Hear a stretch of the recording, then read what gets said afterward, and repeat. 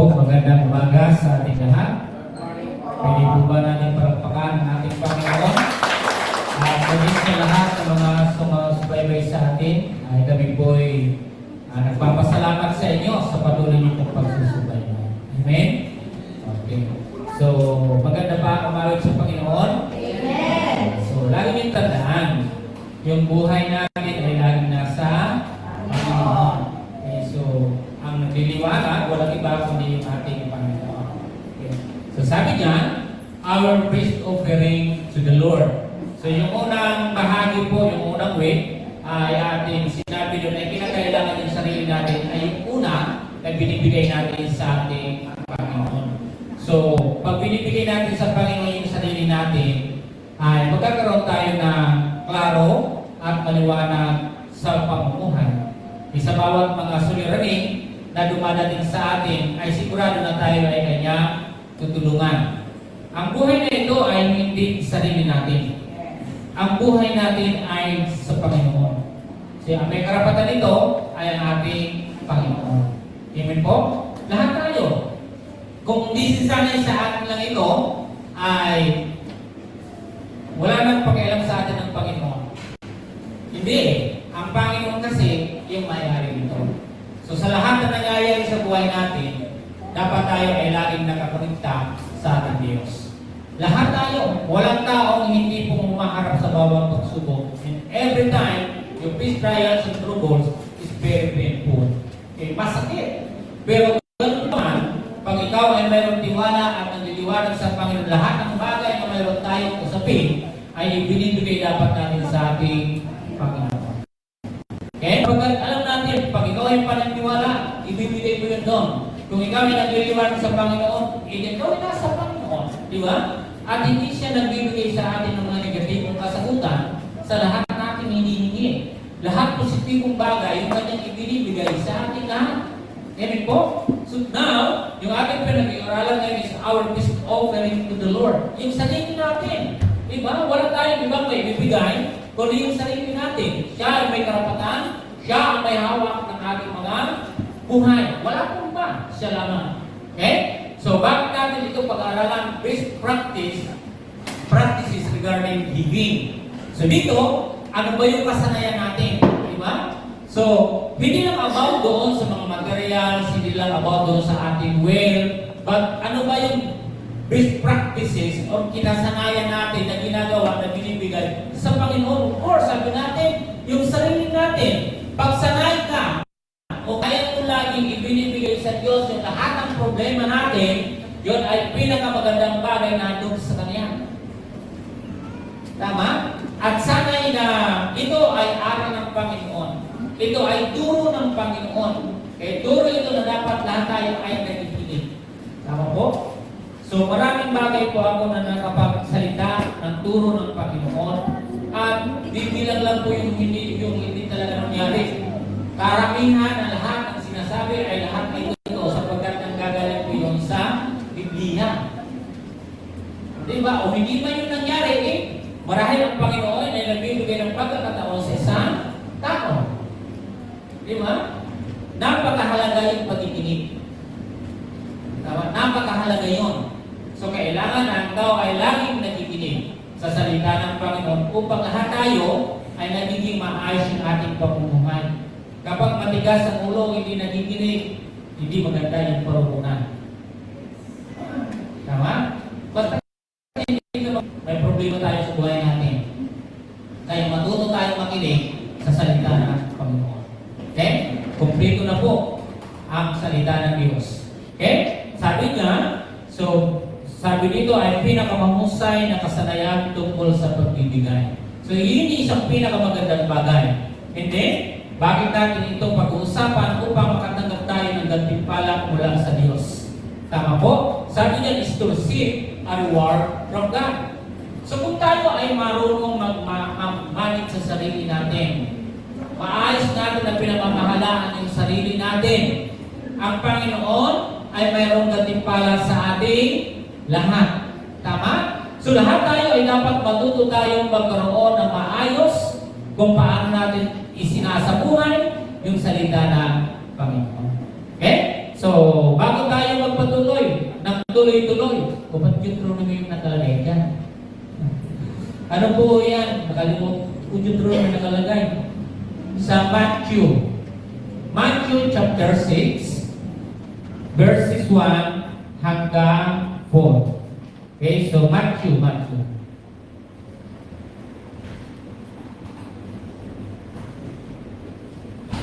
Okay, sige. So tayo po lahat ay tumayo at tayo po ay magbabasa. Yung ano lang, mas yung nakalit, yung ano lang, yung text, Matthew, palitan mo lang, Matthew chapter 6, verse 1 and 3. So sige, tayo po lahat ay magbabasa ngayon ng salita ng Panginoon. Kung mayroon kayong Biblia dyan o wala kayong dala, mayroon po tayo dito sa harapan. But I advise to all of us is to bring your Bible. Every time na kayo ay pumupunta ng simbahan, kung mayroon kayong Biblia sa bahay, huwag niyo po yung asahan yung Biblia dito o yung screen natin. Para sa akin, yung pinakamahusay na ginagawa is bring your own Bible. Tama po? Kasi yung Biblia natin ay isang mahalagang armas. Kaya huwag yung kalimutan. Tama? Okay, so please, we will read all together. Verse 1. Be careful not to practice your righteousness in front of people to be seen by them. Otherwise, you will have no reward from your Father in heaven. Verse 2. So whenever you give to the poor, don't sound a trumpet before you, as the hypocrites do in the synagogues on the street to be applauded by people. I assure you, they got their reward. Verse 3. But when you give to the poor, don't lift your left hand, know that your right hand is doing. And verse 4, last verse.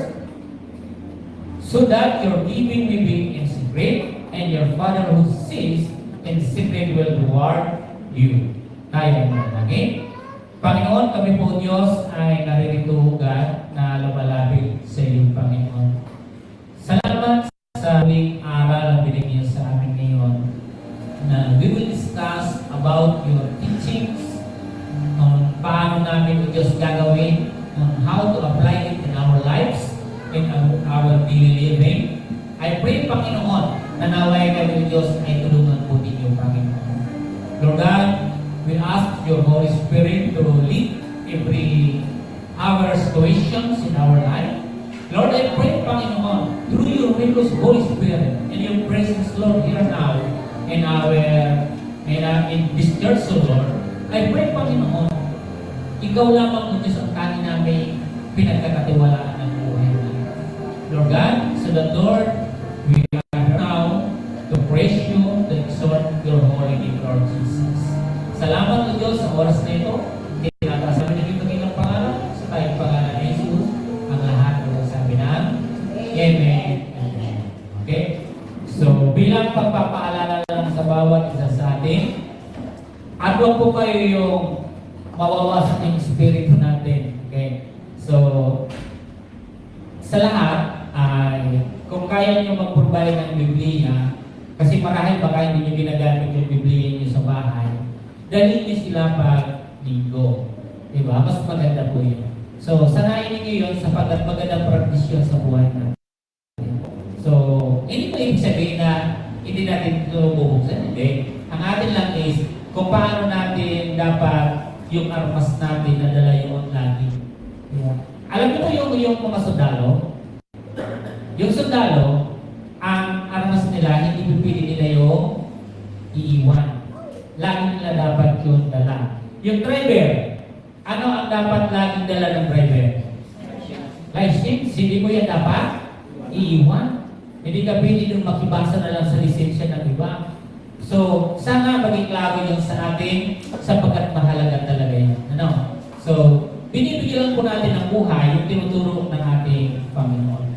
Yung pinaka-best practices is to bring your own Bible because you are a Christian. Okay? So, also, lahat tayo, mga Christian tayo. So, dapat sanay tayo na gawin yung isang bagay.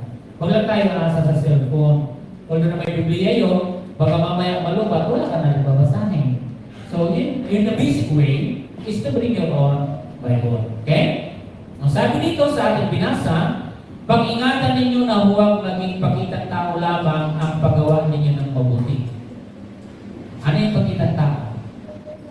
Plastic, di ba?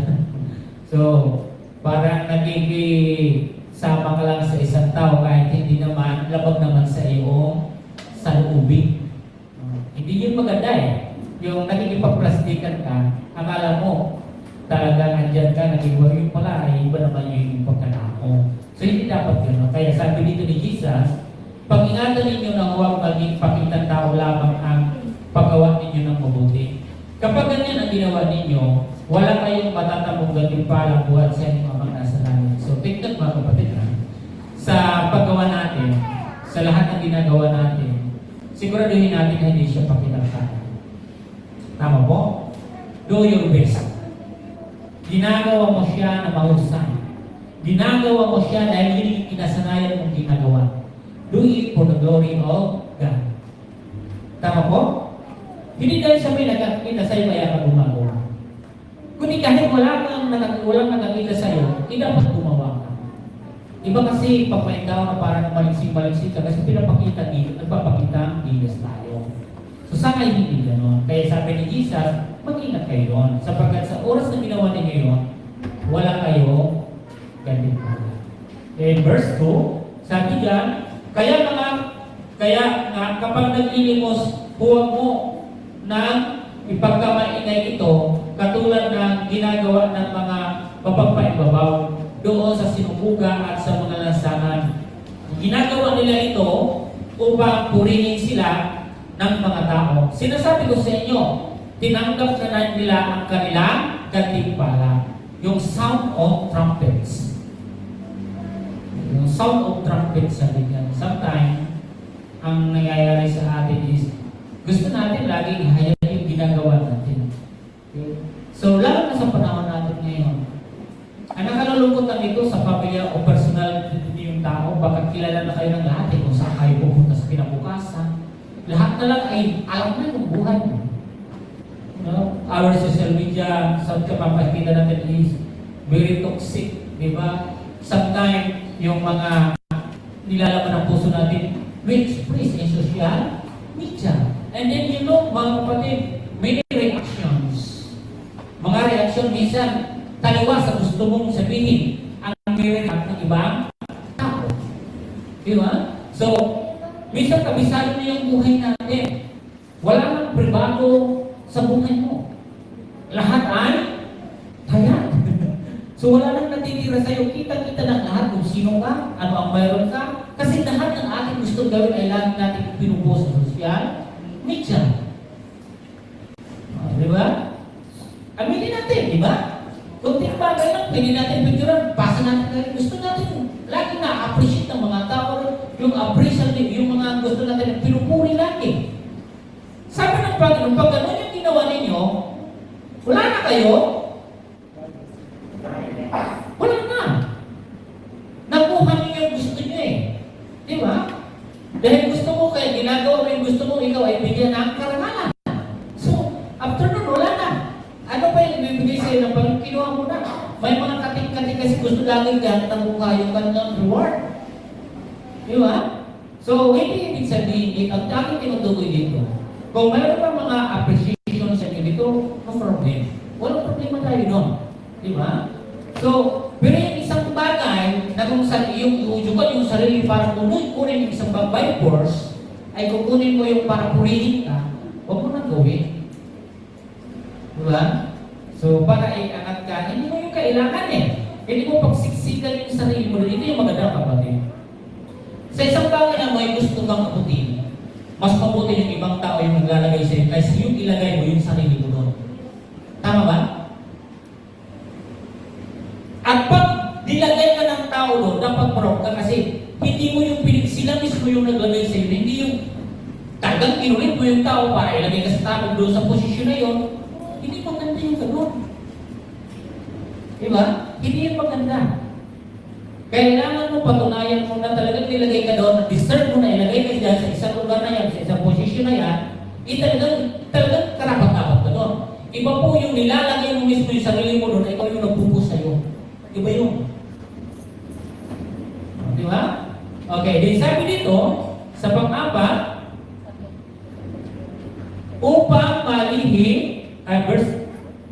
verse 3. Ngunit, kung naglilimos ka, huwag mo nang ipaalam ito kahit sa iyong pinakamatalik na kaibigan.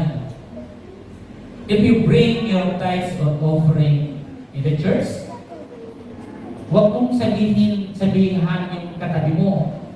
Even your left hands or right hands ay dapat lihin mo yung ginagawa. Huwag kang, ay, nagbigay ako doon sa simbahan ng ganito, 10,000 yung binigay ko doon. Di ba? So, ay, alam mo, dyan sa simbahan, ganito yung aking binili dyan eh. Wala ba talaga dapat yung ibang gawin yung tao para gagawin mo ba yung isang bagay na ganyan? Para lang ikaw ay masabi na ikaw talaga ay nagbibigay ng ganitong kalagay na halaga.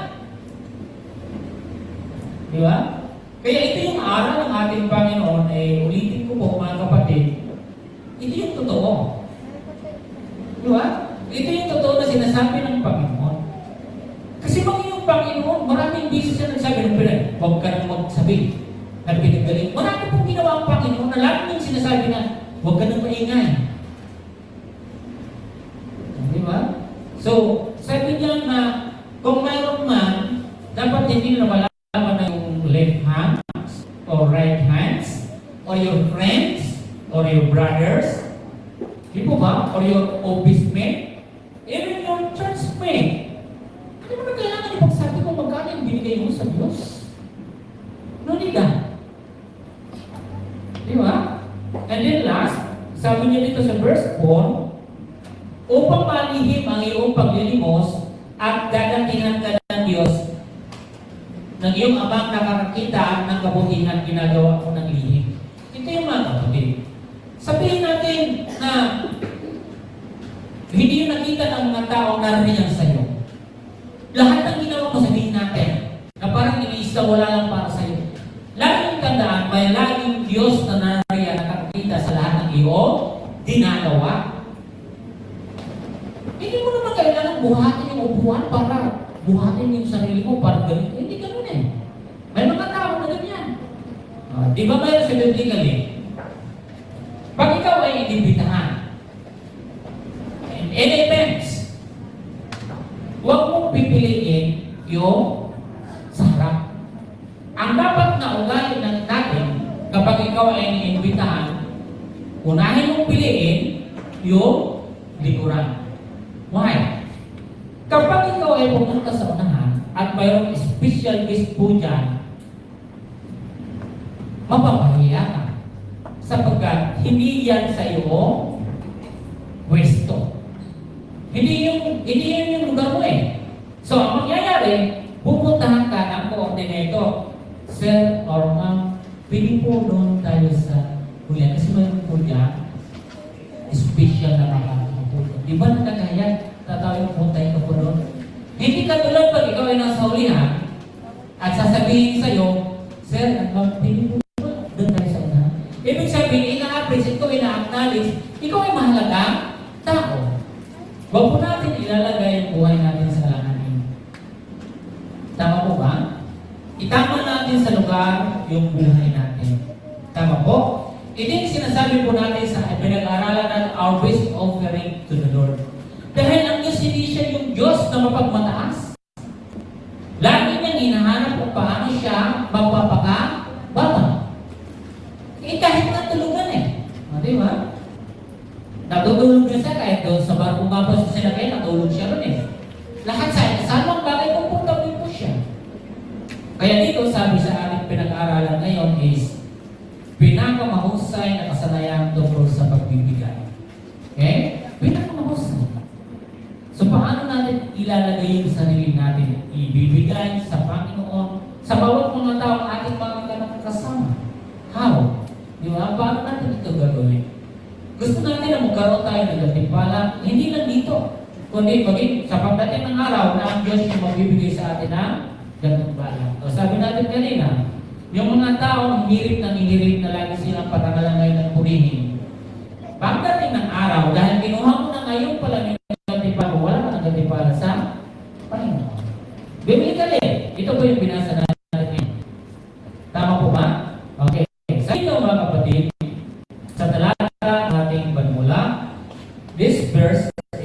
that the focus should be on loving God and others, not on personal gain or human recognitions. Look, chapter 6, verse 1 to 4. Ano yung kanyang sinasabi? Diba? Sabi niya, this verse is that the focus should be on loving God. Diba? And others, not on personal gain or human recognitions. Ito lang iatat dito yung tao eh. Diba? Dapat hindi gano'n. Tinuturuan tayo ng Panginoon kung paano dapat natin ginagawa. Okay? Ginagawa natin yung isang bagay, gusto natin na i-recognize yung ating Panginoon. Huwag tayo, sinabi ko sa inyo kanina na huwag yung pagpipilitan yung sarili niyo. Kung ano man yung ginawa ninyo, gawin nyo na lang yung pwede nyo gawin. Di mo yung nakita ng tao, may nakikita ang Diyos sa ginagawa mo. Tama po? Huwag tayong magsawa sa pagbigay ng buhay mo sa Panginoon. Dito sa simbahan. Marami ako nakasama dito sa paglilinis. Pero sino po yung natira? How many years pa ako rito? How many years, ilang tao po yung nakasama ko dito na maglilinis? Sino po yung naiwan?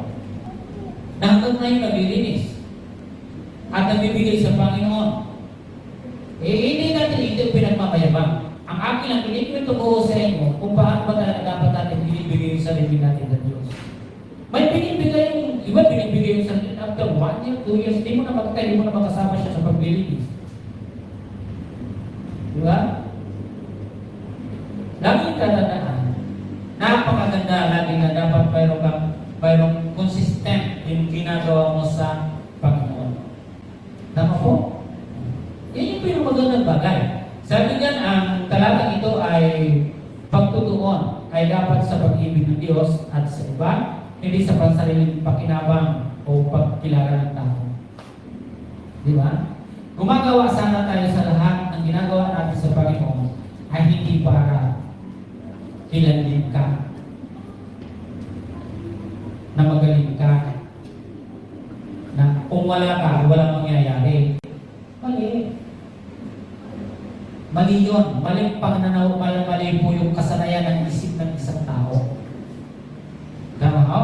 Mali yun. Okay? So, dito sa ating tinatalakay ngayon, na kung kayo ay magbibigay sa Panginoon, especially yung sarili ninyo, kinakailangan ayusin siya sa harapan niya. May ginagawa ka na para dakilaan siya. Hindi para kilanin, hindi. Kung ikinikilala natin dito yung ating Panginoon, yun naman yung tinuturo niya dito. Sabi natin sa ating pinag-aralan, our best offering to the Lord. Of course, yung sarili natin. Tama po? Okay, so apat na bagay ang ating nakuhang tatalakay dito sa ating binasa. Okay, sabi dito, what is the proper practice of giving to obtain a reward from God? Okay, sabi dito, ano ang wastong kahulian o kasanayan ng pagbibigay upang makakuha ng gantimpala mula sa Diyos? Ano ang dapat ng ginagawa natin? Bibig sa ibang translation is paglilimos, yung paglagay po dyan, yung iba ay pagbibigay, o di kaya isang paghahandog. Okay? Maraming mga translation po dyan. Okay, pero iisa lang po yung aking binabanggit po dito sa talata. Kung babasahin po natin, yung verse 1 to 4, yung loob, yung passage na yan, is hindi ito para sa ating recognitions. Hindi para sa pagpapakilala natin kung sino tayo. Hindi gano'n. Okay? Gumagawa tayo dito, ang pinakamaganda ay gumagawa tayo na hindi tayo nagpapublic pronouncement ng ginagawa natin. Okay? So without displaying kung ano man yung ginagawa natin, gawin na lang natin ang lihim yung ginagawa natin in secret. Di ba? So, number 1, the proper practice of giving that Jesus taught us is to give willingly and with a cheerful heart. Okay, sabi dyan, the proper practice of giving, yung kasanayan o yung kaugalingan, giving that Jesus taught us is to give willingly and with cheerful heart. So, ganun dapat yung ginagawa natin. Di ba? Kung gumagawa tayo ng isang bagay, ano may gusto mong gawin sa Panginoon, ano yung paglilimos man siya, pagbibigay ng iyong sarili, sabi dyan, ang wastong kaugalian ng pagbibigay na itinuro sa atin Jesus ay ang pagbibigay ng usay.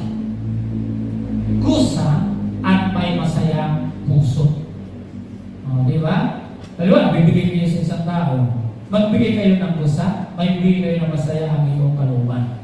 Hindi kasi maganda yung napipilitan ka lamang na gawin ang isang bagay. Kasi mabigat po yun.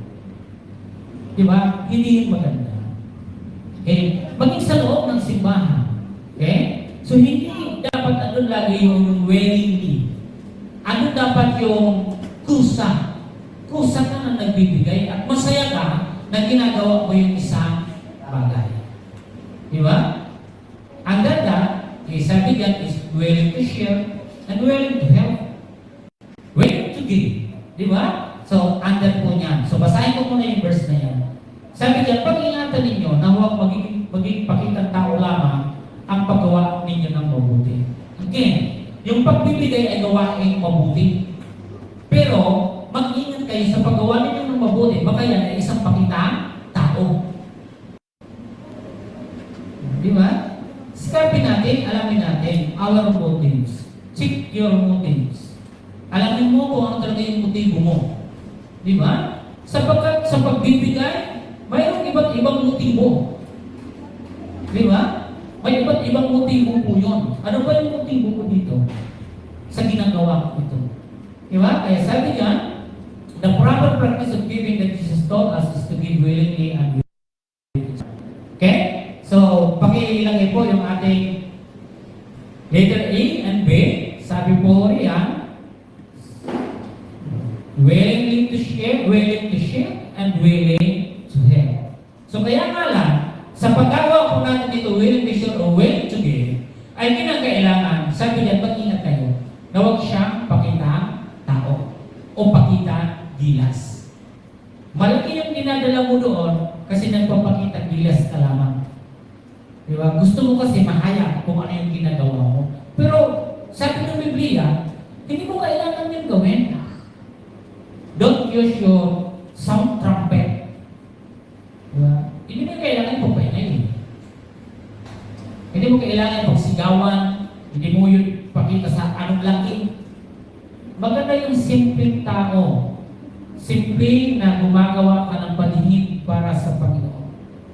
Okay? So, yan po yung number 1 po natin. Sabi diyan, pag-ingatan ninyo sa na huwag maging pakitang tao lamang ang ginagawa ninyo ng mabuti. Kapag ganyan ang ginawa ninyo, wala kayong matatamong gantimpala buhat sa inyong Amang nasa langit.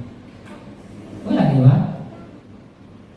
Gumagawa ka ng pakitang tao para ginawa na ganito, pero sa kaibuturan mo ay hindi naman talaga. Di ba? Parang isang pagkain, di ba? Naghain ka ng isang pagkain, baka maang siya, pero yung loob mo ay hindi naman talaga siya maganda. Mas maigi pa yung kulay na masaya, na bukas yung puso mo talaga na nagbibigay. Di ba? So, ganun dapat. Kaya, ingatan natin. Baka yung ginagawa natin is mayroong motives tayo. Pag-ingatan. Kasi wala tayong maaasahan na gantimpala sa Panginoon kung ang tao yung ating ginagawa.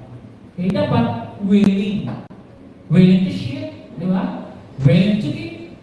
Willing to help. Walang kapalit. Ginagawa ko ba ito dahil gusto mong may kapalit? Oh, di ba? So, huwag ganon. Gawin mo na lang yung pili mong gawin. Yan yung pinakamagandang bagay. Okay, kaya kung kayo ay magbibigay, simbahan, kapatiran, o saan man, o magbibigay man ng sarili natin, kinakailangan hindi pagkakita. Okay? So, dapat nandun lagi yung pagbibigay natin ng mga ayos. Pangalawa, the proper practice of giving that Jesus taught us is without boasting. Without boasting. Sabi niya, ang wastong kaugalian o kasanayan ng pagbibigay na itinuro sa atin ni Jesus ay walang pagmamayabang. Tama po? So, huwag tayong maging ugaling mayabang. Kapag ikaw ay nagbibigay, parang ang tingin mo sa iyong sarili ay kakaiba, hindi ganun. Kung kayo man ay may binigay sa kapwa ninyo, may binigay man kayo kung saan mang mga tinulungan, hindi natin kailangan mayabang. Okay? sabi dito sa atin, the proper practice of giving that Jesus taught us is without boasting. Hindi niya tayo tinuruan ng gano'n. Hindi rin siya nagturo na magpakita ng tao. Hindi niya rin tayo tinuturoan na maging mayabang. Hindi gano'n. Hindi tayo tinuruan ng Panginoon na magmataas o maging pala. Hindi niya tinuro sa atin. Wala kailanman na turo ang Panginoon na sinabihan niya ang kanyang mga alagad, sinabihan niya ang mga Kristiyan. Wala po. Ang tinuturo niya lagi dito is kung paano dapat tayo nagiging magpapakababa sa ginagawa natin. Hindi natin kailangan magmayabang. Pero may mga tao na sadyang mayabang. May mga tao na sadyang mahilig magmalaki. Di ba? Napagkarami. Hindi natin mawawala. Pero hindi po tayo pinagagaya ng ating Panginoon sapagkat hindi gusto ng Panginoon yung ganon. Tama ho? Okay. Sabi dito, letter A, sabi niya, God loves those who have a humble heart and giving. Diba? Sabi niya, mahal ng Diyos ang may mapagpakumbabang puso sa pagbibigay. So, samahan niyo ako dito sa Lucas chapter 18 verse 9 hanggang 14. Tingnan niyo po ikaw kung sino. Dalawa ito yung Pharisees and the publicans. Okay? Sabi diyan sa Lucas chapter 18. Ibasahin natin para makuha natin yung pinakabuod niya. Okay? Sabi niya, He also told this parable to some who trusted in themselves that they were righteous and looked down on everyone else. And then, two men went up to the temple complex to pray. Yung dalawang itong tinutukoy niya dito, ito po siya, one of a Pharisee and the other a tax collector. Diba? And then, the Pharisee took his stand and was praying like this. God, I thank you that I am not like other people, like you. Lord, buti na lang hindi ako kagaya ni Brother Ruben. Buti na lang hindi ako kagaya ni Brother Ryan. Buti na lang hindi ako kagaya ni Mr. Pangalan ito? Richel. Ayan, kapaktor ng mga Parisiyo eh. Pag yun ay ginagawa natin, lahat ka ng mga Parisiyo. And they said, I thank you that I am not like other people, greedy, unrighteous, adulterers, or even like this tax collector. Itong tao na ito, sabi niya. Sa publikan. And then verse 12, I fast twice a week. Ilan? Sa isang linggo siya nagpapaste? 2 beses. Okay? And then, I give a tenth of everything I get. Ang galing ano? Yan, hindi ako katulad yan. Ako, nagpapasting ako sa isang linggo, 2. Tapos binibigay ko yung pag-10 bahagi ko. Kaya bang ano? And then, okay, tuloy natin. 13. But the tax collector standing far off would not even raise his eyes to him, but kept striking his chest and saying, God, turn your wrath from me, a sinner. Kinilala niya ang sa kanyang sarili, hindi makasalanan. Diba? May mga tao na mayabang talaga, hindi marunong magpili kung sino sila eh. Pero itong tax collector na ito kaiba siya, dinadagukan ang kanyang dibdib. Nanatagmila sa langit, Lord, ako ay isang makasalanan. Sabi niya. But the tax collector is standing po. 14. I tell you, this one, yung tinutukoy niya, yung this one went down to his house justified rather than the other. Because everyone who exalts himself will be humble. But the one who humbles himself will be exalted. Di ba? Kapag ako'y taong mayabang, wala ka nang gantimpala sa Diyos. At ang nagpapakababa ay itataas na Panginoon. Hanggang ano ba yun? Hanggang 14 lang po ba? O tama, hanggang 14 lang siya. Some people were, I tell you this, hindi, 14 lang. 14 lang. I tell you this one went down to his house justified rather than the other. Because everyone who exalts himself will be humble. Ang sino mang nagpapakataas, ang sino man ang sarili ay nagbubuhat ng kanyang sarili, ikaw ay kanyang ibabagsak. Sabi diyan, because everyone who exalts himself will be humble, but the one who humble himself will be exalted. Okay, sabi niya, sinasabi ko sa inyo, Ang lalaking ito, umuwi kinalugdan ng Diyos, ngunit hindi ang isa sapagkat ang sino mang nagpapakataas ay ibababa at ang nagpapakababa ay itataas. Kaya kung kayo ay ako, tayong lahat, kapag mayroon tayong ginagawa sa simbahan, may nagawa ka sa isang simbahan, o sino mang tao may nagawa ka doon, huwag kang magmayabang. Okay? Hindi mo kailangan ipagmayabang. Ang pinakamaganda na advice ng Biblia, magpakababa ka na lang. Diba? So, dapat gano'n. Gano'n lang yung buhay. Gawin natin yung isang bagay na masaya ka na ginagawa, may kababaang puso para gawin yun. Pero yung ginawa mo at mayroong kabarong motives para ikaw ay makilala, ay huwag niyang gawin mo. Sapagkat sinasabi na ng Biblia, wala ka nang gatimpala sa inyo. Diba? Okay. Pangatlo, sabi niya, the proper practice of giving that Jesus taught us is without public display. Diba? Without public display. Pag sinabi mo ganito, ang nangyayari ngayon sa panahon natin ito ay bilang paalala ko lang sa inyo. Nasa sa inyo, kung itutuloy niyo, basta sa akin, ituturo ng Biblia ay aking pong ipahid sa inyo. Sabi niya, the proper practice of giving that Jesus taught us is without public display. Kinakailangan, hindi kayong tipong taong bulgar na bulgar. Diba? Talaga. Kung anong mayroon ka, lahat ng ikot ng iyong pita, laging may picture bawat kilos.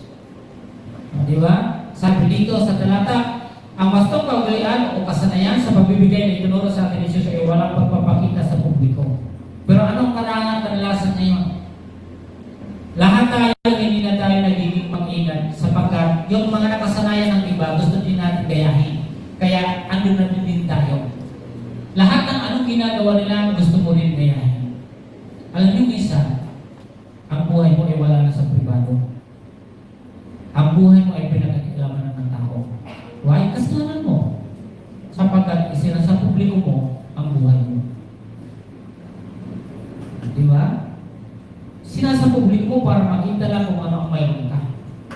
Kung saan ka napunta, kung saan ka kumain, para sabihin mo, ang gano'n na nila ang gaano na pala nila, ang ganito sila ngayon. Basahin ko sa inyo kapatid. So, ito yung binabanggit ko pong salita ng Panginoon. Sa panahon natin ito ngayon, alam niyo yung Biblia, sobrang advanced po siya. Sobrang high-tech yung Biblia. Kung ano may high-tech na yung Biblia, mas high-tech yung Biblia. Alam niyo na yung mga darating. Itong talata na ito, sinulat ito nung ang tagal-tagal ng mga kapatid. Pero tingnan yung mga kapatid kung gaano po siya kung gaano po siya na talagang sobrang advanced ang kanyang tinuturo. Talagang nangyayari. Di ba? Ano po yung talata na tayo? 2 and 3. Sabi niya sa 2 and 3, kaya nga kapag naglilimos ka, huwag mo nang ipagkamaingay ito katulad ng ginagawa ng mga mapagpaibabaw doon sa sinaguga at sa mga lansangan. Ginagawa nila ito upang purihin sila ng mga tao. Sinasabi ko sa inyo, tinanggap na nila ang kanilang gantimpala. O, di ba? Ay, may kayo doon. Ay, pumunta kayo sa ganito. O, di ba tinanggap mo na? Napapalakpak na at napakanginisin na ng mga tao na nakakita sa iyo. O ano pa ngayon iniatay mong gantimpala ngayon sa Panginoon? Ay, nabigyan ka na ng gantimpala ng tao. Wala na, di ba? Ano yung ibibigay ba sa iyo? Ikaw pinapalakpak ka na? Ay, kami kayo doon? Maganda ba doon? What is your motive? Para ipos mo yung mga bagay na naman. Di ba? Again, sabi ko sa inyo kanina, check your motives.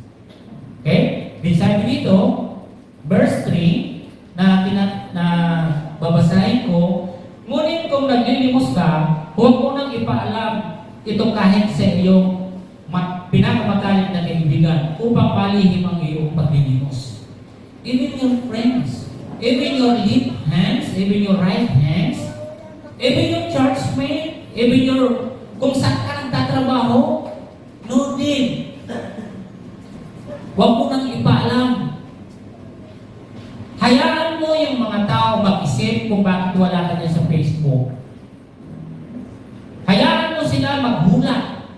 ang nangyayari sa'yo. Kisa naman, kitang-kita ka ng basang-basa ka na dyan sa Facebook. Hindi ko sinasabi masama yung Facebook, ha? Pero magkaroon kayo ng limitasyon. Magkaroon kayo ng limit. May narinig ako ng ibang anak kwento eh. Isang nagtatrabaho po siya. Sabi, hindi ako naniniwala sa lahat mga nagpo-post. Lahat mga nagpo-post siya, karamihan ay wala talaga. Ang iba ay pwedeng totoo. Ang iba ay totoo. Di ba? So dito, sa every now public display, huwag kayong maging maengganyo sa mga nagdidisiplin ng kanilang buhay. Kasi mabibiktiman din naman din kayo at masasaktan din kayo pagdating ng oras. Di ba? So, huwag yung sabihin na si Pastor, killjoy naman to. Pakiba naman yun. Hindi ako nagsasabi killjoy. Do it kung gusto nyo. Di ba? You are free. Do it. Di ba? Pag ginawa niyo, nasa sa inyo naman yun eh. Kaligayahan yung gawin nyo, wala akong na magagawa ba?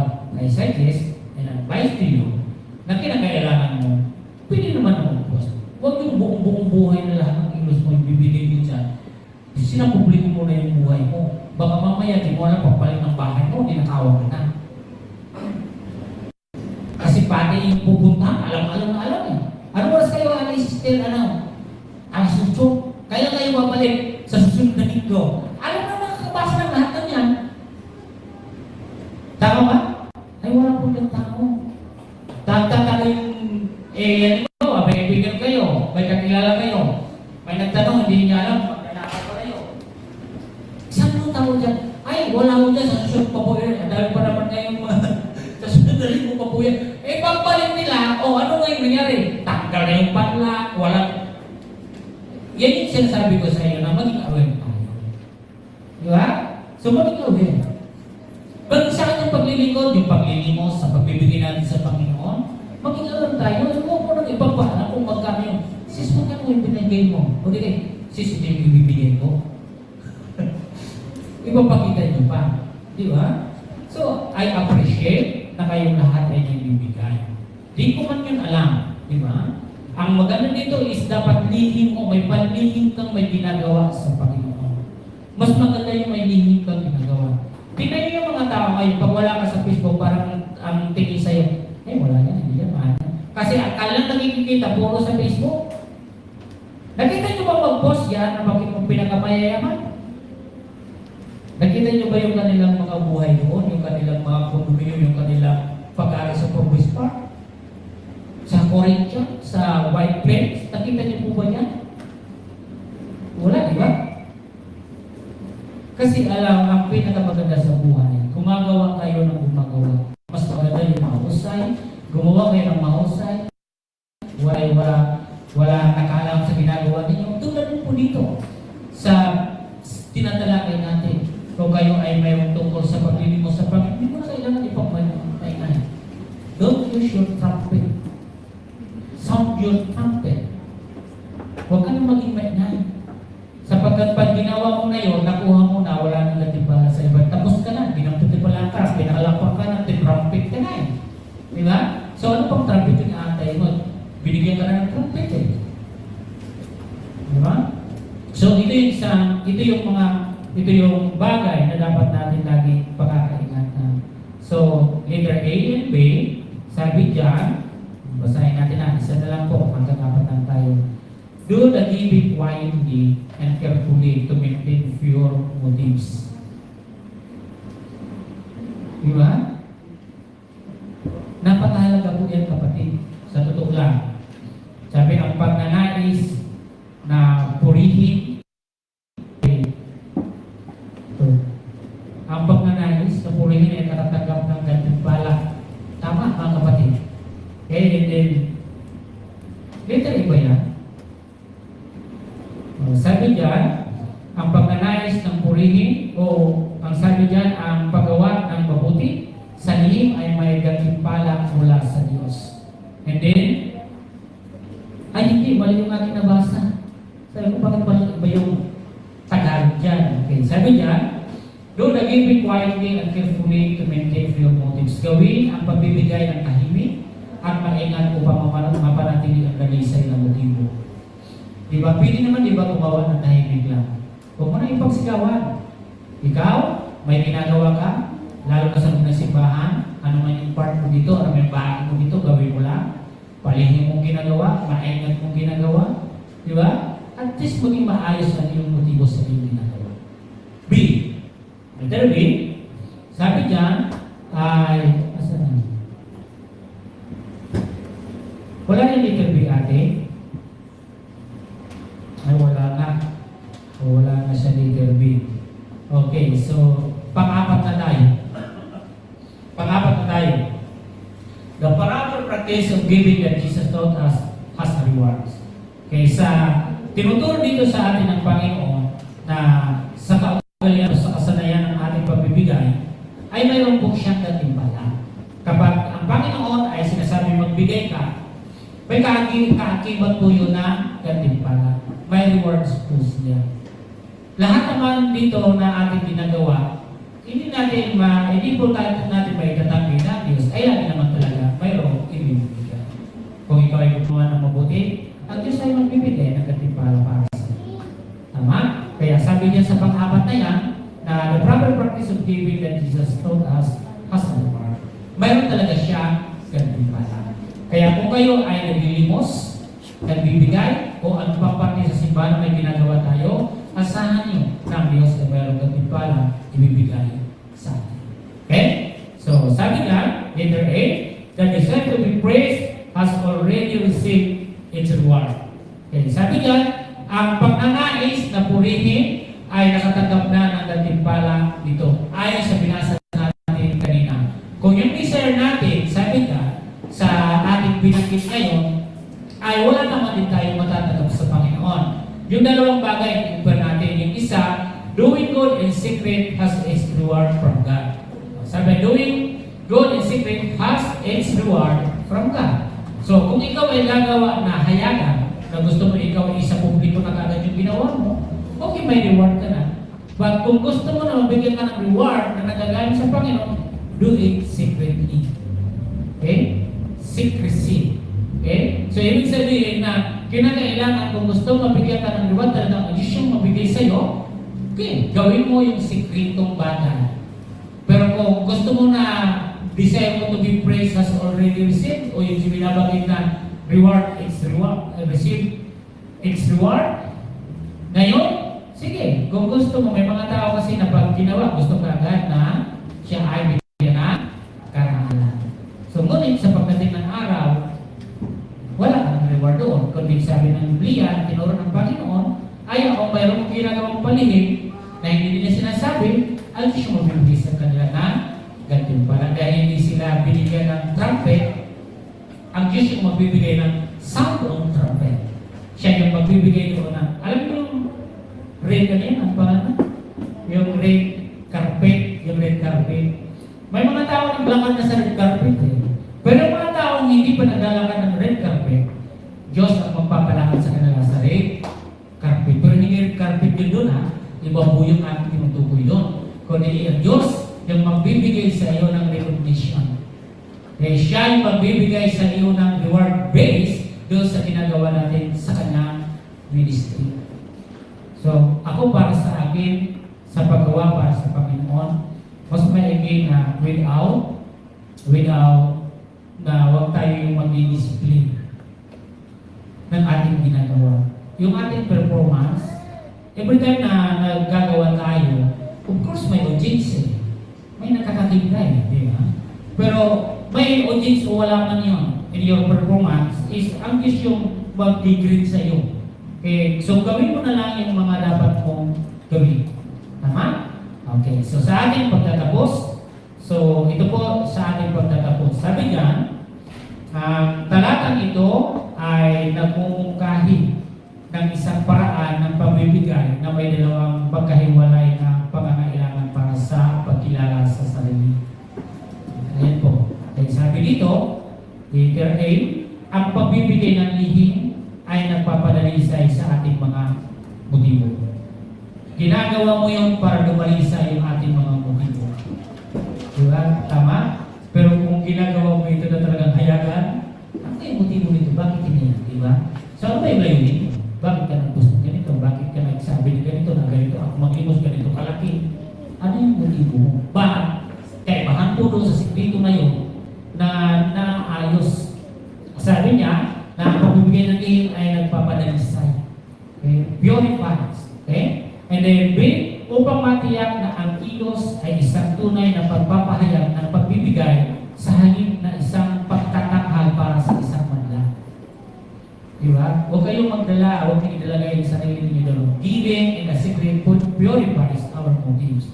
In the secret to ensure that the act is a genuine expression of giving rather than a performance for the audience. Diba? Hindi nyo ba alam, ang daming audience sa Facebook and social media? Ang dami eh. Diba? So, lahat tayo mga kapatid, mag-dito. Pero para sa akin, talaga gawin nyo na lang yung patin sa Panginoon. Hayaan natin ang Panginoon yung mag-reign. Hayaan natin ang Diyos yung magsukat ng lahat, siya yung mag-mission ng lahat ng ating ginagawa. Insecure. Diba? Okay, and then sabi yan, ang pagsasanay na ito ay naglilina ng isang malalim na pakiramdam ng panloob ng seguridad.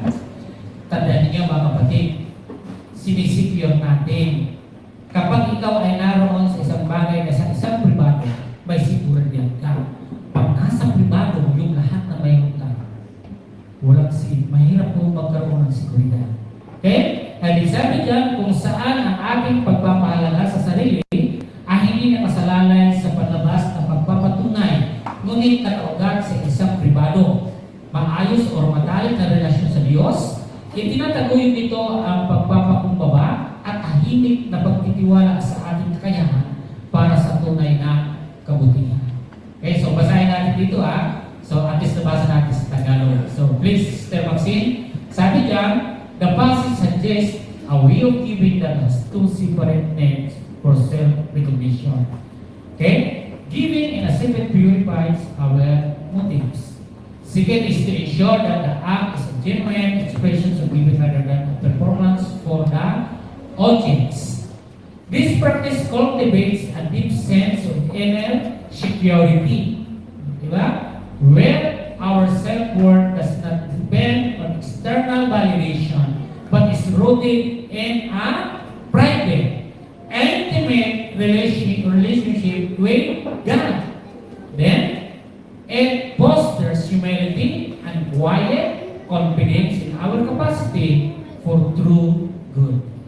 Amen? So, purihin ang Panginoon sa ating lahat at gumawa tayo ng mahusay. Gawin natin, paghiman siya. Ang importante, mga kapatid, may ginagawa ka. Okay?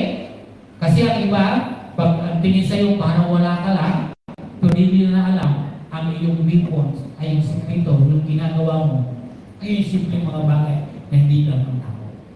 Hayaan mo manghula sila kung ano yung ginagawa mo. Tama ba na yan? Tayo na. O Diyos, maraming pong salamat sa iyong mga salita. Ang aming Panginoon, our best thankful Lord, na yung giving namin Panginoon dahil sa inyo ay yung aming mga sarili. Tulungan niyo kami Panginoon sa buhay namin. Sa panahon na humaharap kami sa lahat ng iba't ibang sitwasyon, nais namin na kayo lagi yung aming malapitan at palakasin yung aming paniniwala at pananampalataya. Lord God, tulungan niyo kami Diyos na gawin yung lahat alang-alang sa iyo. Huwag kami gagawa ng isang hakbang na labag sa iyo, Panginoon. Purihin ka, Panginoon. Salamat at tinuruan niyo kami sa araw na ito kung paano kami, O Diyos, magbibigay, paano kami tulong o to share, Panginoon, na gumawa kami na kahit hindi namin ito ilihaya. Isang pribado po namin, isang bagay ay malaking bagay na pwede sa aming Panginoon. Importante, mayroon kami kagustuhan, kasiyahan na gawin ng isang bagay.